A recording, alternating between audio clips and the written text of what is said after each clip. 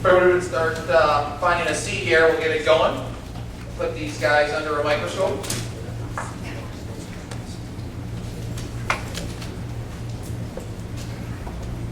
Welcome everybody to the debate today. I want to thank Gordon and Sherry, Gordon Rosberg, Sherry Swan. Where are you? You here? Thank you for putting this on with the help of the Calhoun County Republican Association. Liz Bolton here.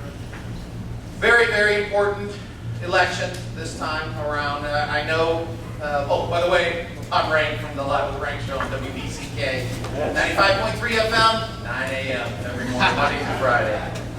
But that's not why I'm here to publicize myself. It is truly a very important campaign. I say it on air, I say it to everybody I talk to. It's not hyperbole. This is truly, probably the most important election, barring 2012. And 2012 may not matter as much as this November election. When it comes to the people who are decidedly against the way the country is moving right now, which are probably many of the people here, obviously, because this is a Republican primary. So, again, thank you all for coming out in this perfect time to hit, right? The perfect storm to hit with the, not only the rain and the thunder and the lightning, but apparently they said there was some touchdown of a tornado at Helmer and Columbia, which I just drove through there and I didn't see anything. So I do appreciate you all coming out. I'm sure the candidates even more so appreciate you all coming out. What we're going to do here today is run from about now until 7:15 on questions that I and some other people have prepared. And then I'm going to open it up to the audience here to ask questions. Candidates have agreed to that. So again, if you hear something that I'm not asking that you're interested in, please jot it down and remember to ask.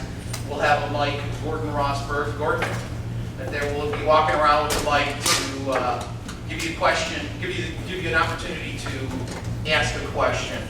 What I'm going to do now is we're going to have opening statements. I think we all know the candidates. Tim Walberg, right here. Brian Rooney in the middle, and Marvin Carlson at the end there. We're going to...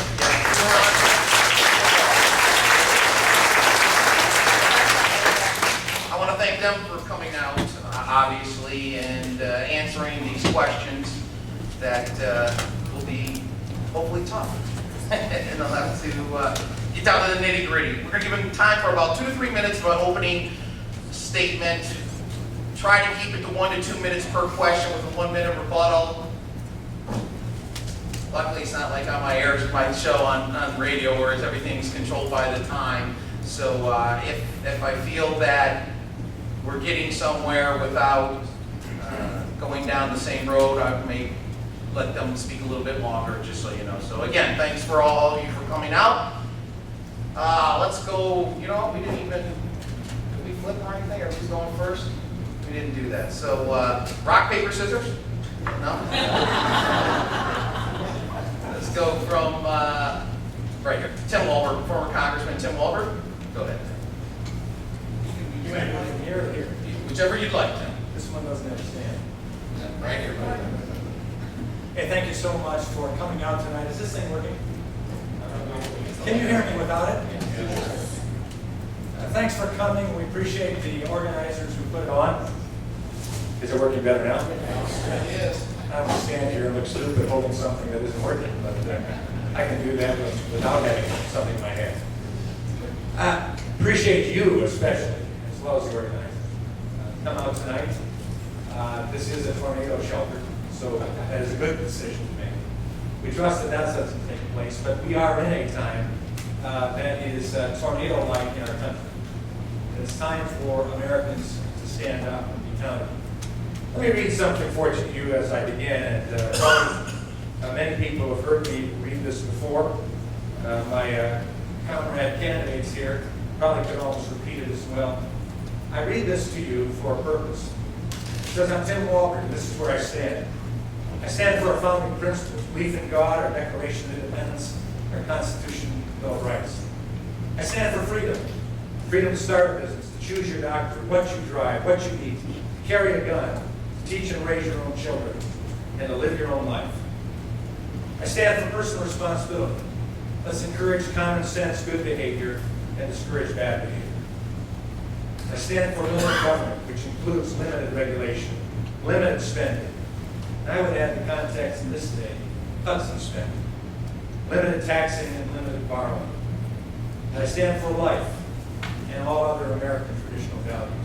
You see, the foundational difference in this race between Mark Schauer and myself, and maybe between all of us here at this table and Mark Schauer, is that I believe and put my trust in the American people, while Mark Schauer puts his trust very clearly in big government.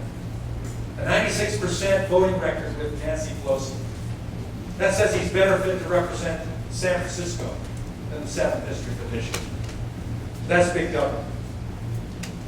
And I say all of that so at some point in time, the old saw goes, you know, all these candidates, they sound so good. And then we elect them. What happens? I want to encourage you that if there's any concern, should you give me the opportunity to represent you, that if there's any wavering that you perceive in me or backing down on what I told you I stood for, that you point to the brain on my head, that BlackBerry, and say, pull it out, Walter. Go to that list you read on the 22nd of July, 2010 in Herman Center.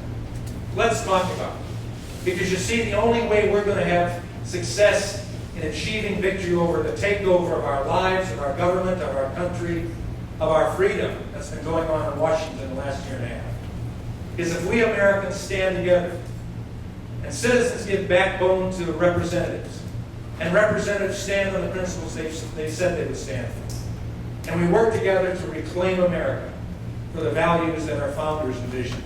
Those are the fresh ideas we need. Madison, Washington, Jefferson, Adams, Franklin, Hamilton, those things work. Not what we're seeing going on now. Let me end by saying tonight we're going to talk a lot. Hopefully you're going to be asking a lot of us. And we'll come to conclusions.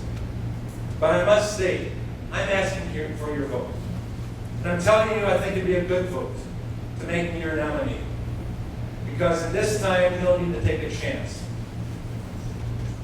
And I say this without any negative intentions, but out of reality.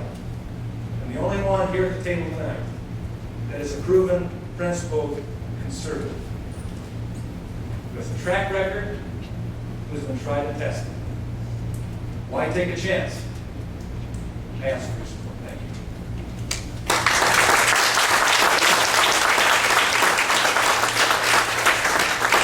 Brian, please, next. I too want to thank the organizers. I don't know if mine's working, but I want to thank the organizers for this grant for being a creative moderator. I'm running for Congress because I'm deeply concerned about not just the direction of our state, but the direction of our country. I have 3 young children, and they're the reason why I'm running. Silas, Eleanor, Blaze. And I've said this many times before, but I believe this next election is going to be a referendum on the very identity of this country. Are we going to be a country that is, as Barack Obama and Mark Schauer wanted to be, changed, branch and root, fundamentally transforming this nation? Or are we going to be one that was founded over 200 years ago by our great founding fathers that believed in less government, more freedom for the individual, and less taxes and regulation? We were founded upon the principle of no taxation without representation, with the principles of smaller government, the principles of people being governed, people being in charge, and the people that are representing them being subordinate to those people. Right now we have a crisis of consent. You have a Congress that has the raw power to do what they want to do, and they're doing it. In fact, they decided to pass health care over 55 to 60% of the population saying no, don't do it. They are also talking about passing a lot of the legislation that they couldn't get through already in the lame duck session, regardless of who wins in 2010. And a very scary specter of cap and trade passing that would literally be NAFTA on steroids, that would send yet more jobs here in Michigan to China and India where they won't have cap and trade. I'm running for Congress because when I looked out at the playing field of who was running and who had the best chance of victory, I thought that as a former Marine officer that I had the best chance of beating Mark Schauer. I didn't want to take the chance on somebody who had already lost to him in the past. No disrespect to Congressman Walberg, but we need someone that can unify this party, move it forward, so that we can win this district back, as Nick Smith used to win it with 60% of the vote, 55% of the vote. Even Joe Schwartz would win this district with 57% of the vote. We need to get that back, unite this party. I've been able to do that where I can appeal to very different aspects of this party. I'm a Ronald Reagan Republican. I believe that the Big Ten Republicanism in this district is a conservative district, and I'm a conservative Republican. But places like Massachusetts, you have Scott Brown, and he's appropriate for Massachusetts, and that's the party that is the national party that we can take this country back with, and we can move it forward with. Not with the President Obamas and Mark Showers of the world that believe we need to transform this country. I didn't go to Iraq and fight for the freedoms for people that they never had before, so I come home, and we're losing those very freedoms here at home. I'm asking for your vote on August 3rd. I believe I have the best chance of beating Mark Shower. We have very short time left to go. I encourage you to not only get yourself out to vote, which obviously you will since you're here, but get your friends, get your family, get your neighbors out there. A lot of people still don't even know that there's a primary going on. And it's a very important primary, not just for the governor's race, but for our race as well. Thank you all very much.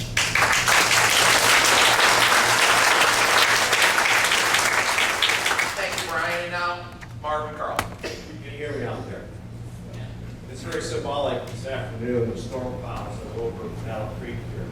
Because I believe there are storm clouds over this entire country now. I believe that Washington, D.C., Barack Obama, Mark Shower, and the rest of the majority Democrats in Congress have no idea of the tsunami that they're facing. You folks here today are just a tip of that tsunami. You folks here today, by your presence, is showing that you're determined to make a difference this time. This time, we are going to take our country back. But this time, we are through with big government. We are through with big spending. We are through with Mark Shower lecturing us on how we should live our lives. We are through with the presumption in Washington that they know better. I believe that these storm clouds will tell a big difference here come November. This district, along with 40, maybe 50 other districts, are swing districts. If we can take back the House of Representatives, we can change the direction of government in Washington. And that's our goal. All three of us, that's our goal. That's our determination. That's what impels us and gives us the energy to come out and talk to folks. Now, I've been going door to door every day, talking directly to people. And what I've discovered is that there is, in fact, this groundswell. People are very scared of what's happening in this country. They're concerned about their futures, their kids' futures, and their grandchildren's future, and about their own future. Many folks that I've spoken with actually have lost their jobs or have reduced income.